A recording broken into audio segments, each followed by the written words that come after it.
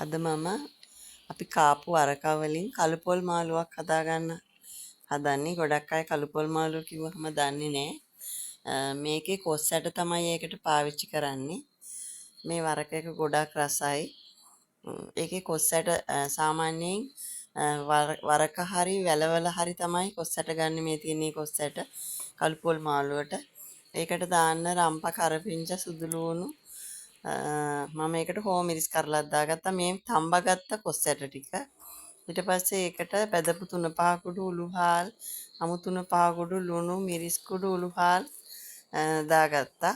ඊට පස්සේ මේ වගේ පොල් ටිකක් කළු පොල් මාළුව කියන එකේ තේරුමම තමයි පොල් බෙදලා ගන්න මේකට.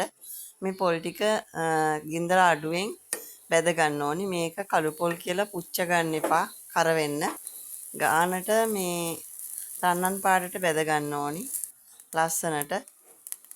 මේ වගේ පොඩ ගින්දර වැඩි වෙනකොට පෑන් එක උස්ස කොහොම හරි කර වෙලා කළු පාට වෙන්නේ නැති වෙන්න බෙද ගන්න ඕනේ මේ වගේ. ඊට පස්සේ ඒක එක්කෝ වංගෙඩියට දාලා කොටා ගන්න නැත්නම් ග්‍රයින්ඩරයට දාලා අඹර ගන්න මේ විදිහට. මම පොඩ්ඩක් ඒක නිමලා මේ විදිහට ගත්තා. මේ වගේ මම ග්‍රයින්ඩර් ජායකට දාලා ඒක මේ කුඩු කරගන්නවා.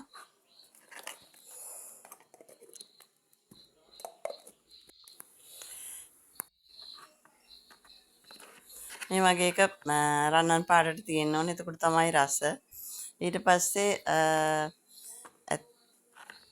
ඇතිලියක් ලිපේ තියලා ඒකට 3-5 ටික දාන්න ඕනේ බැදෙන්න. මේ 3-5 ටික මම මේ වෙලාවේ දානවා මිරිස් ටික එහෙම. මේකට මම තෙල් දාන්නේ. ඊට පස්සේ ඒකට වතුර චුට්ටක් දාලා කොස් ඇට ටික චුට්ටක් තලලා පොඩ්ඩක් තලලා දානවා. මේකට ගොරකක් දාන්න ඕනි. ඊට පස්සේ මේක ඉදෙන්න ඇරලා වහලා පොඩ්ඩක් ඉදෙන්න අරින්න ඕනේ හොඳට. ඊට පස්සේ මිටිකිරි ටිකක් දාන්න ඕනි. දාලා ටිකක් වෙලා වහලා තියලා ඉදෙන්න ඇරලා මිටිකිරි ටික දාලා මේක බාගත්තා. මේක ගොඩක් රසයි. මේක ගොඩක් ගුණ කෑමක්. ඉන්දියාප්ප කන්න, බත් කන්න ඕන දෙයකට මේක රසයි. කොස් ඇට තලලා දාගන්නත් පුළුවන්. හැබැයි මෙහෙම කොස් ඇට බාගෙට තලලා තමයි සාමාන්‍යයෙන් හදන්නේ. මේක මේ වගේ රසට තිබුණා. දන්නේ නැති අය හදලා බලන්න. කොස් ඇට කළු පොල් මාළුව මේක ගොඩක් රස අපේ පැරණි කෑමක්. මේක තලප කන්නත් පාවිච්චි කරනවා කුරක්කන් තලප. කොස් ඇට සුද්ධ කරලා දාන්න පුළුවන්. හැබැයි මෙහෙම තමයි සාමාන්‍යයෙන් හදන ක්‍රමේ. මේක පිට්ටු කන්න, ඉන්දියාප්ප කන්න ඕන දෙයකට පාවිච්චි කරන්න පුළුවන්. ගොඩක් ගුණ ගොඩක් රස කෑමක්. සෙම තියෙනවා නම් ඒකත් අඩු වෙලා යනවා. මොකද මේ හොද්ද ගොඩක් රසට හැදෙන නිසා. මම පාවිච්චි කරේ ගෙදර හදපු බෙදපු 3-5 කුඩු.